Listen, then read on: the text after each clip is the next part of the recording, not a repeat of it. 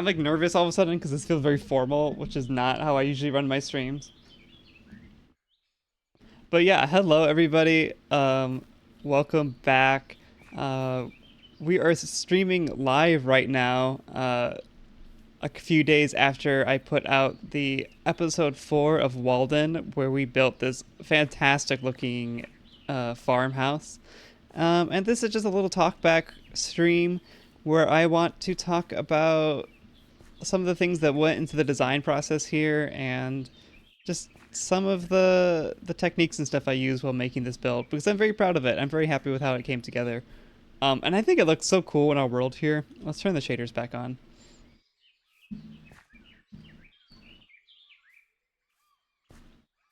I feel like the way she like kind of sits into the trees there, and we're gonna build up another tree over here. I think that's gonna look really cool, and probably have some more birch trees kind of fill in behind the windmill here. I think it looks so cute.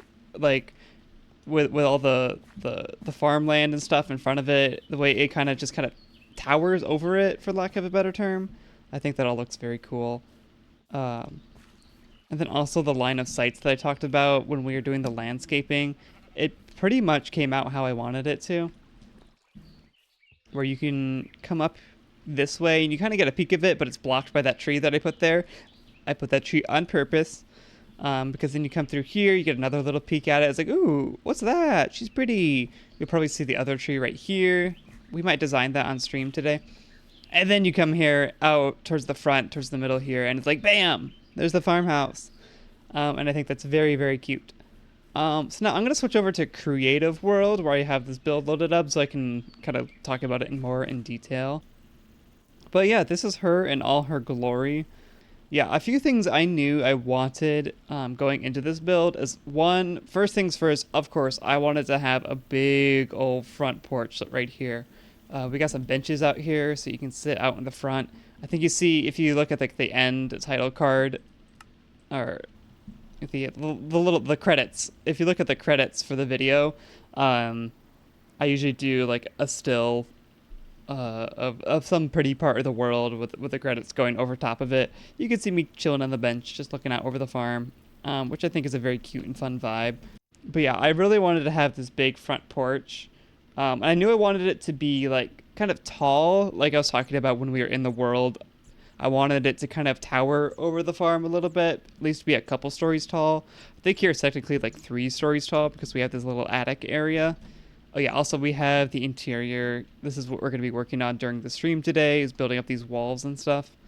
Um, but I knew I wanted it to have a big old front porch, and I knew I wanted it to be tall, but I didn't want it to be like too big. I wanted it to feel like it's just like a quaint little farmhouse. I didn't want it to be like this massive like mega structure, like this like huge base. I didn't want it to feel Minecrafty in that way.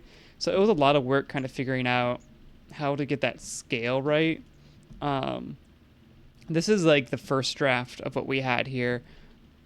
This is kind of when I was working out the color palette. I knew I wanted to use this juniper block because it's just such a pretty block. It's such a pretty shade of purple.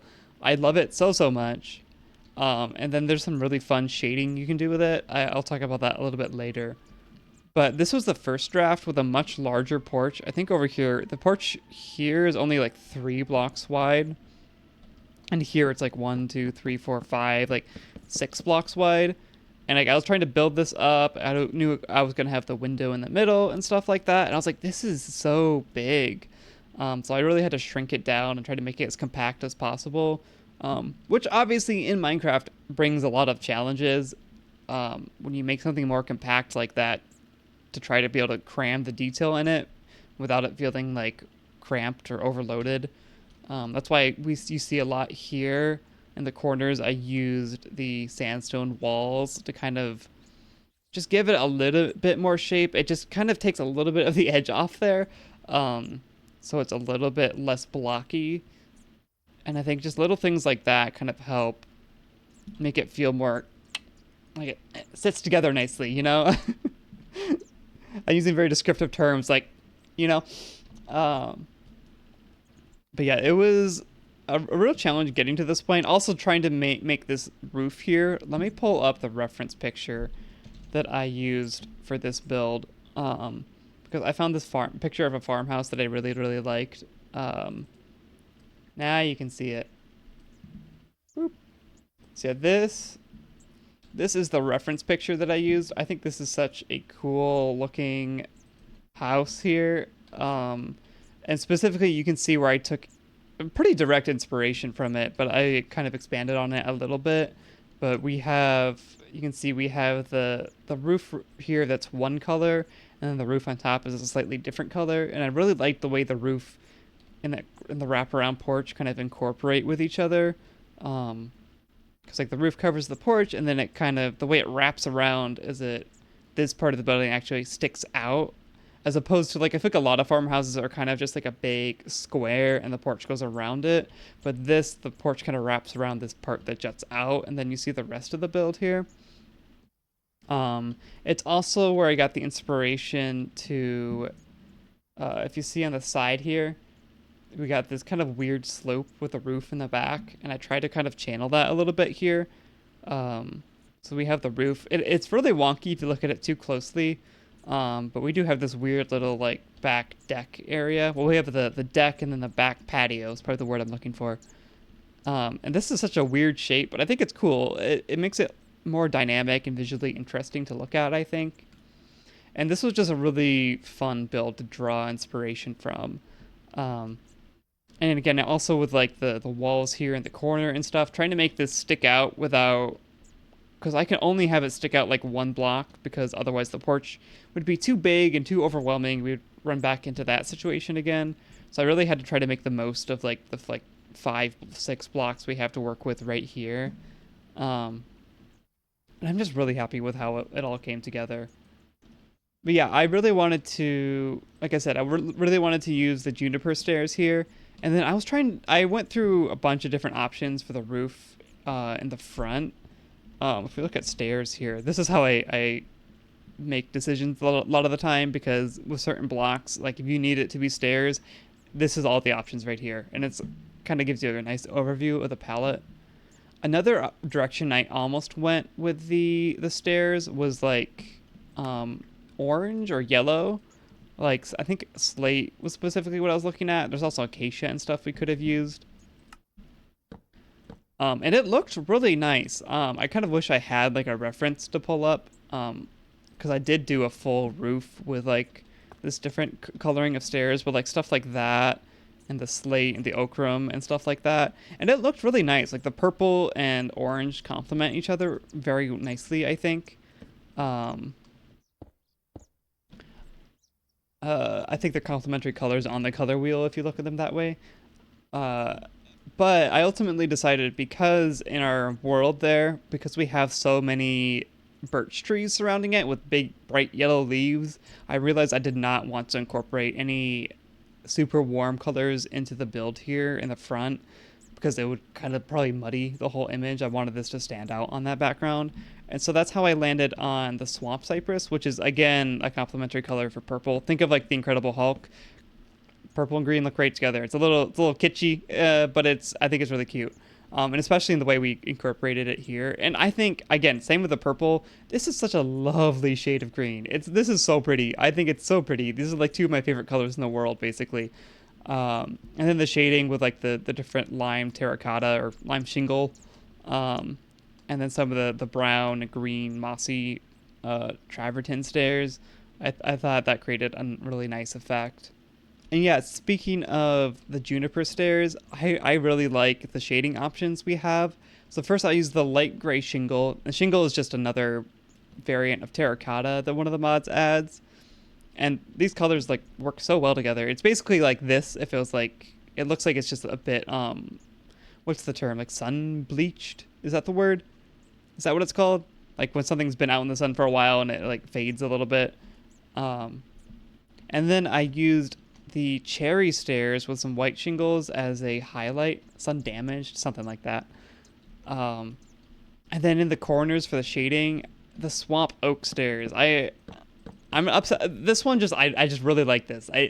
I feel very smart. I don't know. It makes me feel very smart that I decided to use this, because it's like it's a brown block, but it's like it's definitely got a purple tint to it. Like it works so well. It just works so well. And then using the dark oak like really deep in the corners there to like really sell that shadow effect.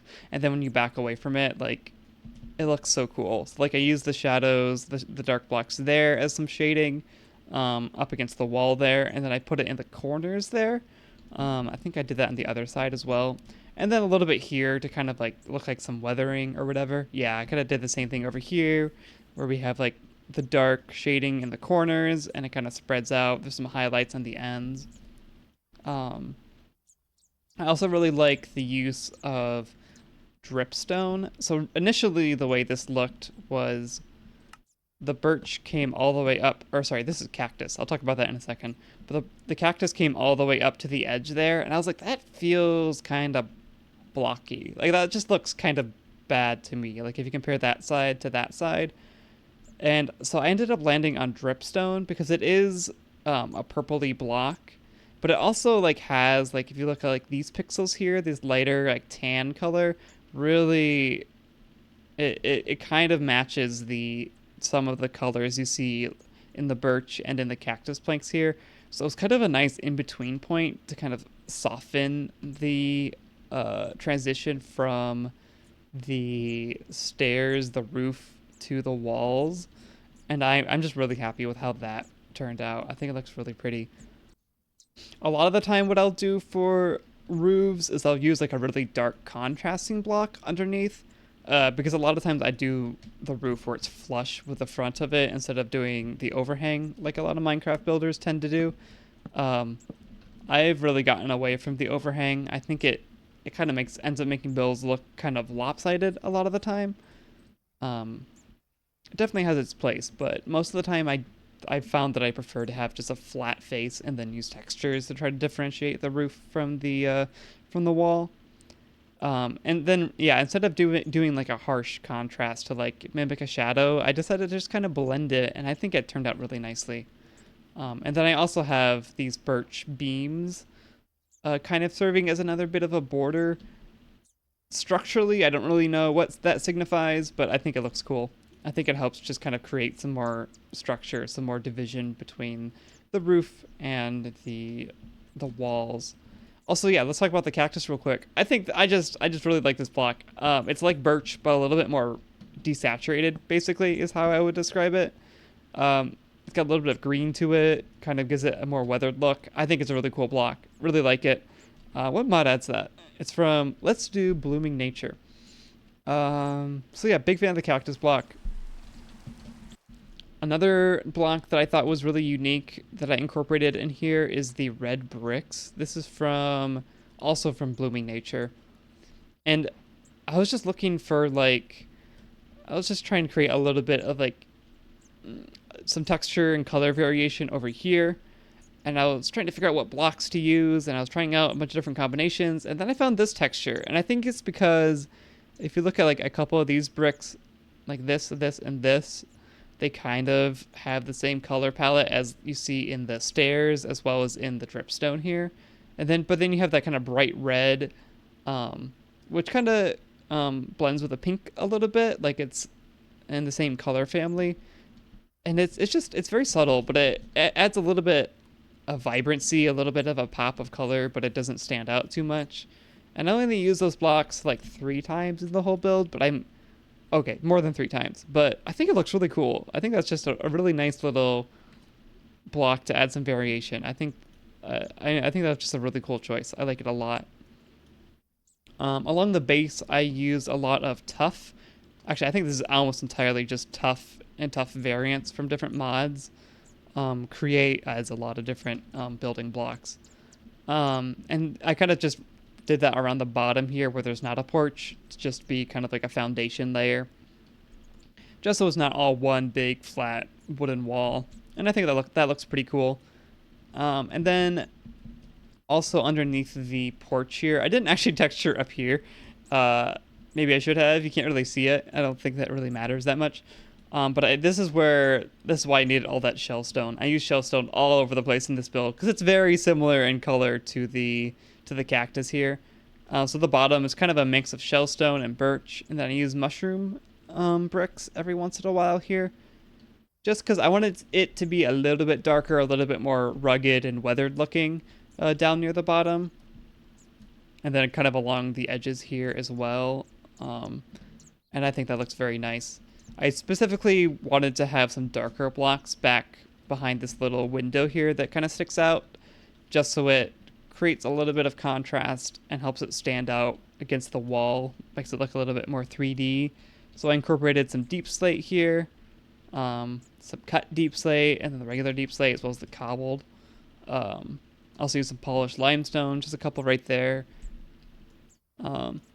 Nothing more to say about that really. I just think it's a nice little detail. I also use some of those colors back here as well. Kind of looks like a water damaged, just weathered little corner back there. I decided to do a chestnut floor for the porch. I just think it's a pretty color. That's basically the whole logic behind that. And then I use spruce in the front. I haven't really fully finished this little detail in the survival version of this build, but I wanted it to kind of look like there's like something living under there, something like just kind of like a murky, muddy, underneath the porch kind of vibe. But I just use a handful of different blocks. Like this is spruce trim, a spruce beam, a notice board from some mod. I don't even know what mod that's from. Functional blocks. I don't. Supplementaries. That's what it's from. I just think this is a cool looking block. Just threw some of those together to add some variation. We got the stockade fence from Akala's Fences. I used the oak fence along the back here to just kind of create a little bit of contrast, make it look... I think I just found that the spruce right against the cactus here, that just felt really... It just doesn't look good. It just feels really dark. There's too much contrast there. I just think this looks nicer. That's all the explanation I have for that.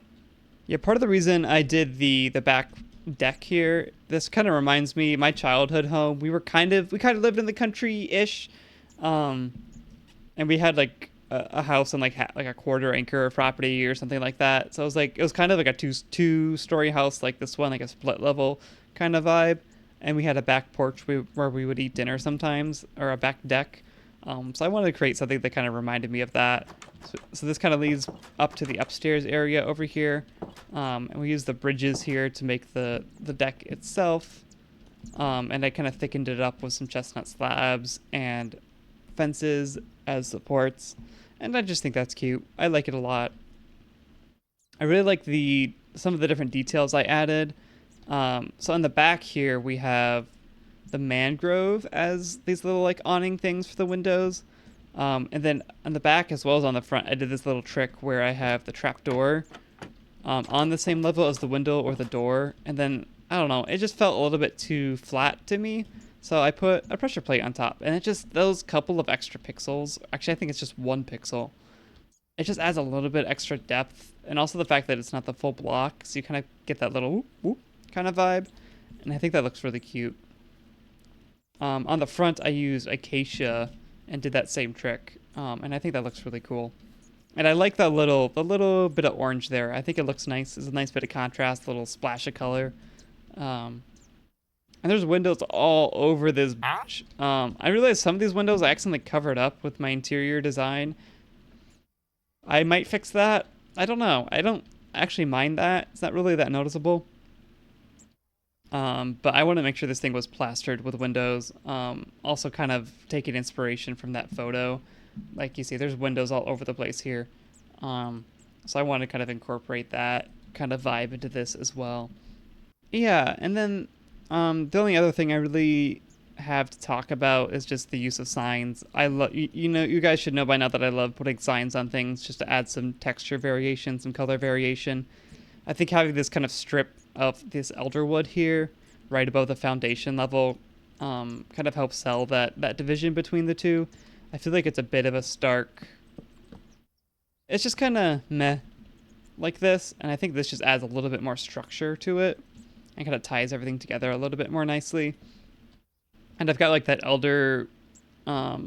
that stripped elder wood in the corner with some buttons on it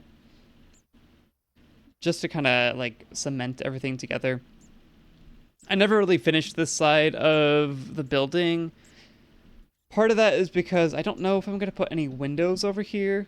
I kind of like to do the BWO method of I decide where the windows are going to go based on the interior and then kind of adapt the exterior to that as opposed to doing it the other way around where you put windows on the outside, then you have to figure out how to make it work when you design the exterior or design the interior. But I honestly might just leave this wall blank and just add some texturing to it. Um, but or I can like put on an attachment or like put on like an extension to the house or something or put like a lattice here or something. So I'm just kind of leaving that open to future possibilities. Potentially, uh, we'll see. Oh, and a couple spots. And speaking of signs, I also used just a couple of cactus signs here and there. I wanted to have some sandstone as a highlight in some places, but it felt like too much, so I threw a sign on it, and that made me feel better about it. That's all there is to that. And I think there. I thought I could have sworn I put another cactus sign somewhere back here. Oh, there it is. Ta-da! Cause yeah, again, because I wanted to use the sandstone as a highlight, I threw the cactus on top.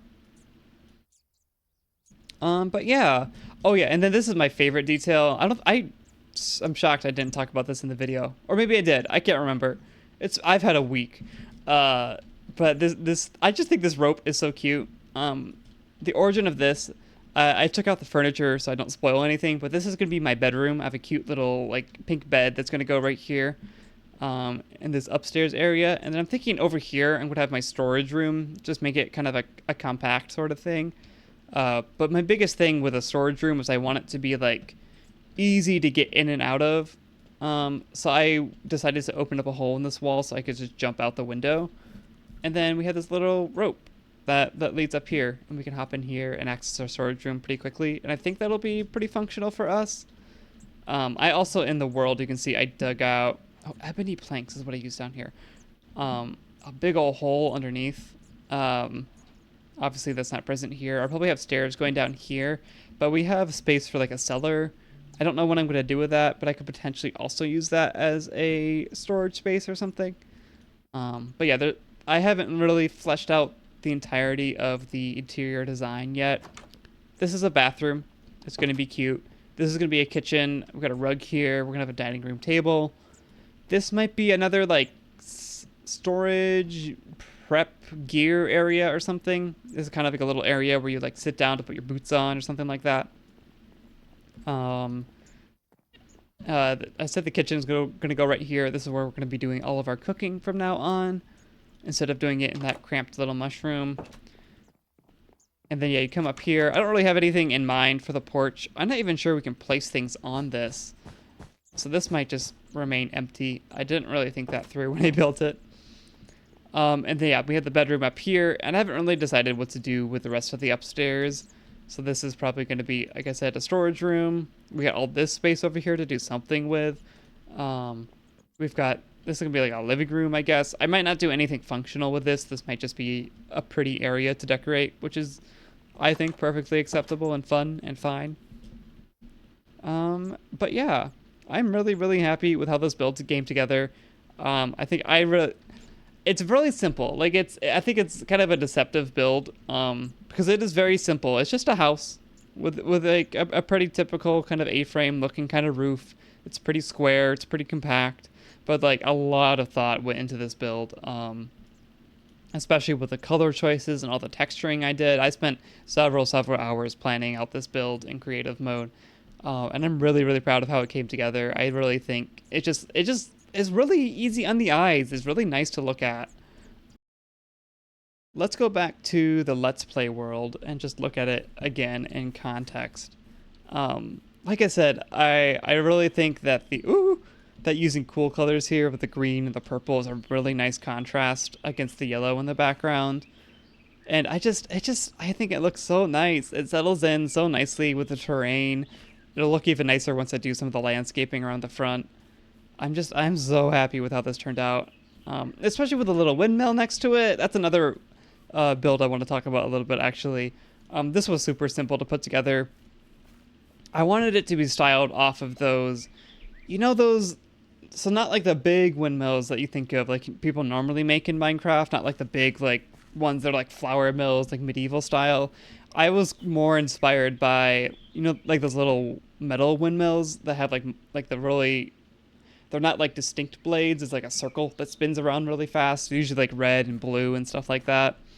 Um, that's kind of the vibe I was going for, which is why I have like the two blades here. Um, Trying to figure out how to have those extra blades kind of going like at that 45-degree angle from each other was really interesting. So I ended up just putting one in the front, one in the back. It doesn't look amazing from every angle. Like here it looks a little wonky, but like I think it still looks cute. And it's really nice. The whole reason I installed the create mod is so I could have more motion in certain places in the builds. Um, so I think having this guy spinning over here, it just adds a little bit something something to the area. Um, yeah, in terms of blocks and everything, pretty simple. I used these fences in the middle. I specifically wanted something that was like kind of gave that like metal like structural vibe, but you could see through it. Same with like the trapdoors in the middle. And then I just kind of have a gradient going from like deep slate and like these dark blocks, wood blocks, to andesite, to cypress and chestnut, to elder logs, to travertine, to limestone. That's supposed to be shellstone. Or wait, no, that's supposed to be cactus instead of birch, but I'll change that out later. Maybe. It doesn't really matter. But yeah, this guy's super simple, super cute. Really happy with how that came out. And altogether, I think just it all looks so nice with the gardens and the farming and the landscaping and the trees. And I'm just super happy with how this came together. So let's take a look at it with shaders one more time. She's so pretty, and I'm so excited to finish the interior and get that all decorated. I added a lot of really fun mods for interior decorating that I'm really excited to show you guys. Like they add so much cool stuff. Like I think my favorite one is cluttered. Like look at all the random shit it adds. Like you got these like garlands and stuff. And it adds like mushrooms and like a bicycle. Um, like different plant pots and stuff like that. These cute little couches and chairs.